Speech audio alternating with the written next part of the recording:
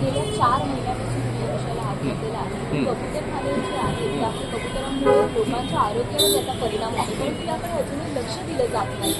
काय म्हणणं आहे आणखी याबद्दल? मला एक गोष्ट वाटते की लक्ष दिलं जात आहे, ओके, पण म्हणजे गव्हर्नमेंटने या गोष्टीवर लक्ष दिलं आहे म्हणून तर या अधिवेशनात ही ऑर्डर काढली आहे. पण ती ऑर्डर निघाल्यानंतर त्या गोष्टीची अंमलबजावणी होत नाहीये. म्हणजे ती ऑर्डर आली त्यानंतर ते ऑर्डर त्या गोष्टीला BMCवर लादलं गेलं. त्यानंतर मग BMCने कुठे काय केलं? फक्त ते शेड काढलंय, ते माल जप्त केलाय.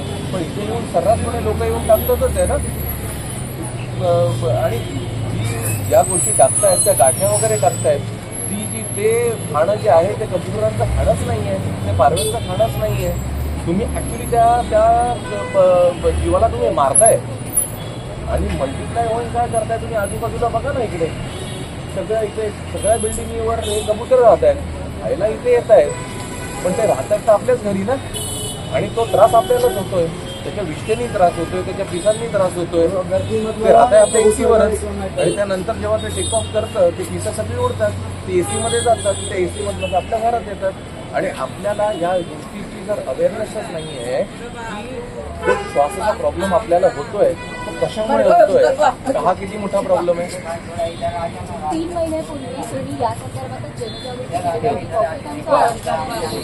डॉक्टर सोबत डागरकर देखील मोठ्या संख्येने सहभागी बघितले होते.